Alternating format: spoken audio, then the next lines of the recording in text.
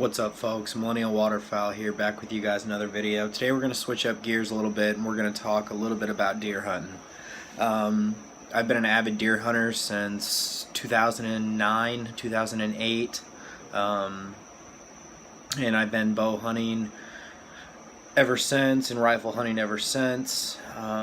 So I've got some years in the field. I've pretty much for the last 6-7 years I've been just doing it completely on my own. I've got some family up north that I go hunting with every now and again, and mainly I just kind of do everything myself, much like everybody else. And today we're going to talk about an interesting topic, and that is scent lock. Now this is kind of a flip a coin type of what would you call it, category, I suppose. What I'm trying to describe to you when I say flip a coin is it's 50-50 with a lot of people. When I first started bow hunting, I was really into, scent lock and, putting down all the spray, using the shampoo, using the detergent, all that good stuff that many of you guys use. Let me change up this lighting here just a little bit. We're out here on the porch, as usual. So let's see if that's any better. I'll set you guys up here. Just can't get the lighting right. Anyway, so a lot of us that use scent lock, have all these superstitions and all that good stuff about playing scent lock into, not letting the deer blow and not catching you, and the point of using scent lock is so where the deer or the elk or whatever big game you're chasing down can't smell you. Now, there's a lot of technology that people use behind this that people say backs it all up and yada yada yada. I'm giving you guys my perspective, my opinion, my belief, my basically what I believe on it. So I personally don't use scent lock anymore, really. If I were to use anything, I use mainly just like doe urine or doe and estrus urine, heat, basically doe pee when they're ready to go. Buck bombs every once in a while. I believe in that. I use that stuff, you tie it around or whatever, put it on your leg or drag it with you when you go in, or spray it on a tampon and hang it up in the tree, or however you do it. I like that stuff. I think it helps, kind of calm the situations, stuff like that. Firm believer in it. But that's not what I'm particularly talking about when I say scent lock. When I'm talking about scents in general, that's my go-to. The buck bomb, doe urine, whatever, deer 99, doe 99. That's kind of what I use. Now, like the 99 scent lock and all those other major brands that you spray down on your boots and all that, I bought that stuff for years. And to be completely honest, now I just don't use it. It's not that I think it's necessarily a waste of money, but in my opinion, it's something that I don't think is necessary for me to buy. And here's why.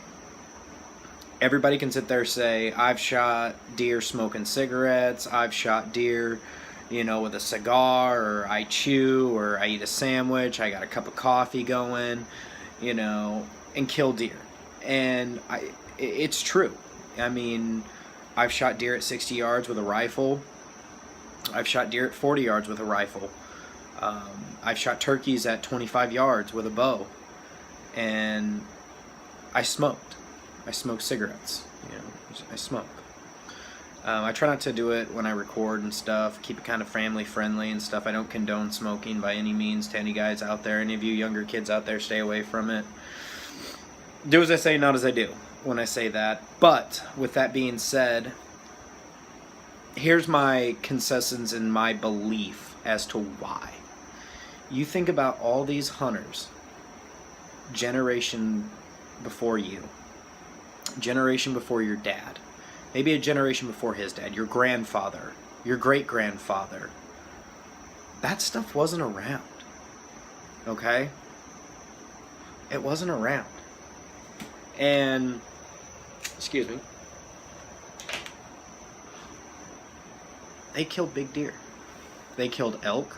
They killed sheep. They killed moose. They killed bear. They did all this without it. They never used it because it wouldn't exist. And there's a lot of yuppies out there, a lot of folks out there that say you gotta wear the scent lock, you can't smoke, you can't eat, you gotta sit in your stand, and you just, no, folks, no. You can have deer blow at you at 10 yards away, and you can have a deer walk right underneath you. Okay, we can sit there and play, you know, they like it, they don't like it, we don't know. Okay, we're not a deer. You know, we can study it all we want to, and we can get into, you know, all the schematics and the scientific whatever of all of it. But the bottom line is people are successful that smoke in their deer stand. People are successful in the mountains that smoke cigars and smoke cigarettes and kill elk with bows. I've seen them do it. And you can call me a liar, that's fine. I'm telling you what I believe based off of what I've gone through, not what's happened to you and your situation versus mine. Because everything's different. You can get that one doe that'll walk right underneath you, and then 2 days later, she won't come within 35 yards of you and blow right at you, and you're doing the exact same thing. I mean, it's all about timing and a bunch of other factors. Okay? I am a firm believer in playing the wind. I mean, how many times have you been in a deer stand and farted? You know, I'm not trying to be gross or nothing, but everybody toots, everybody farts, you know, and that goes downwind or that goes upwind or wherever you're sitting. And I mean, you think a deer's gonna like freak out 100 yards away and run away from the smell of poop? Like, it's a superstition. And more than anything, folks, it's a confidence booster for a lot of people. And that's why I'm saying it's not worthless. Because we can put sugar water on us and say it's going to attract the deer and put it in a bottle and sell it for $9 a gallon, and people are going to buy it. So what it is whatever makes you feel confident. And confidence is what's deadly. Confidence is what success is. It's not you going out thinking maybe, what if, doubting yourself. That's what makes you an unsuccessful hunter.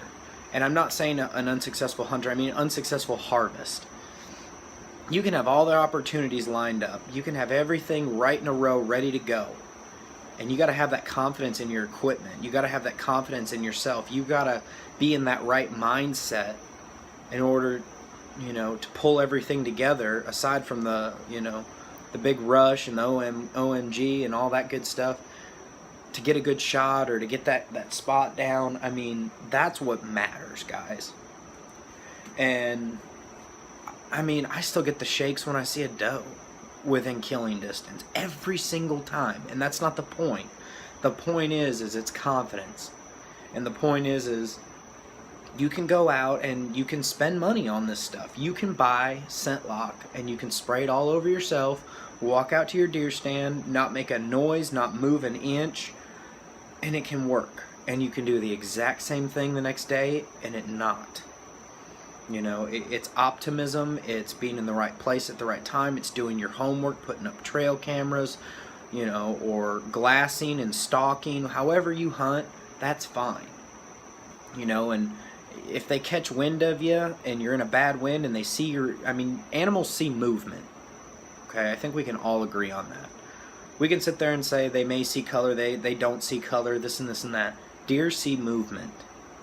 If you don't move, if you do not move at all, and you're wearing your hunter orange vest and your hunter orange hat, you're 50% or 51% orange, and you're rifle hunting or you're shotgun hunting or you're shooting a deer with a firearm, whatever it may be, and that deer gets in within 51 yards of you, that deer can see. It may not be able to see the color, but it can see what you are. It can see your shape. It can see you as a person.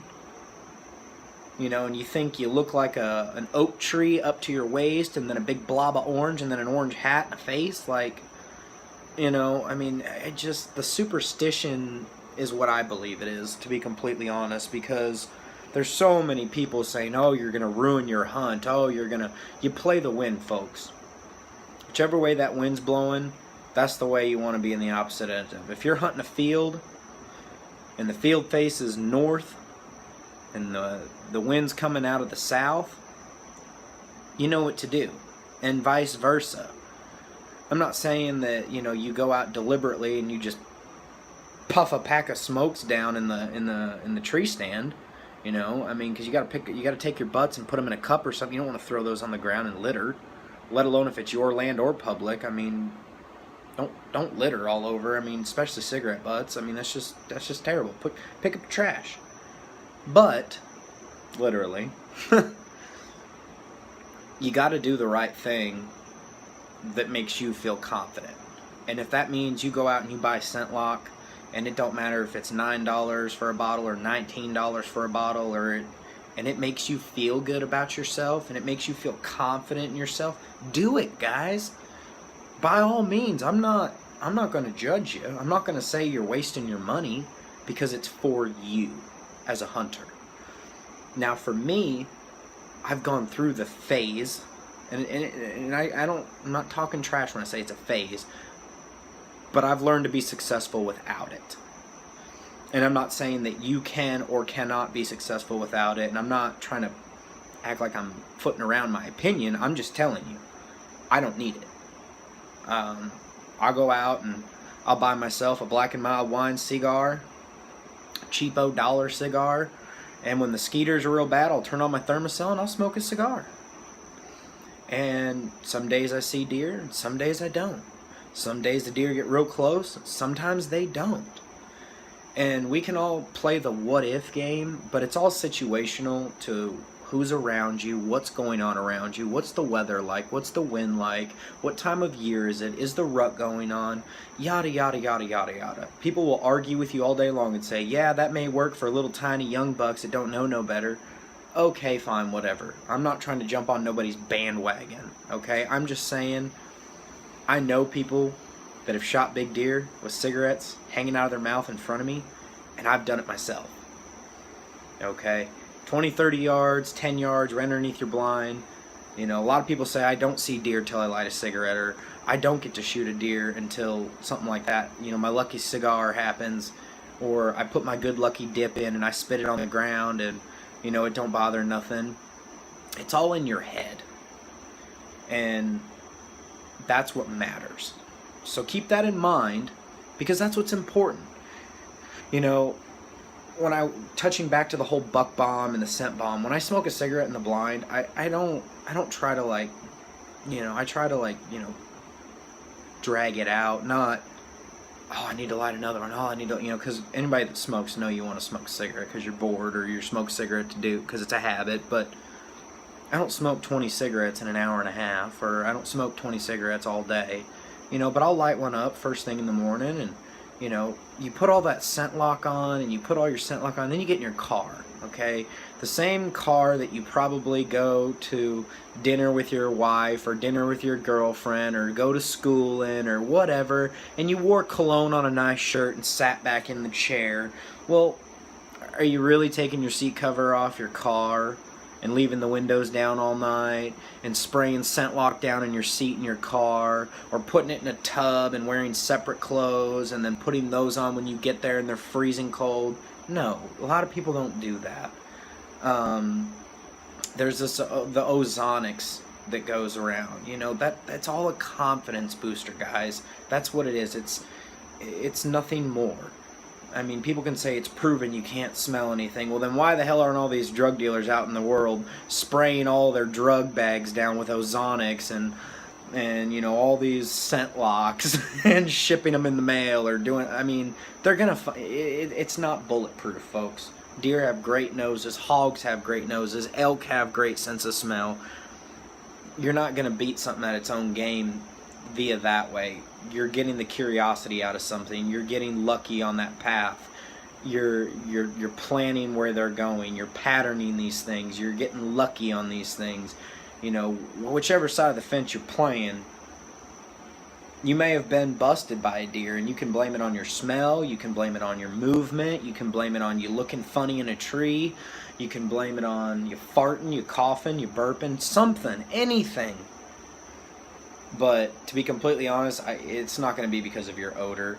And I mean, that's just my experience. You know, you're either going to get it, or it's either going to happen or it's not. It's optimism.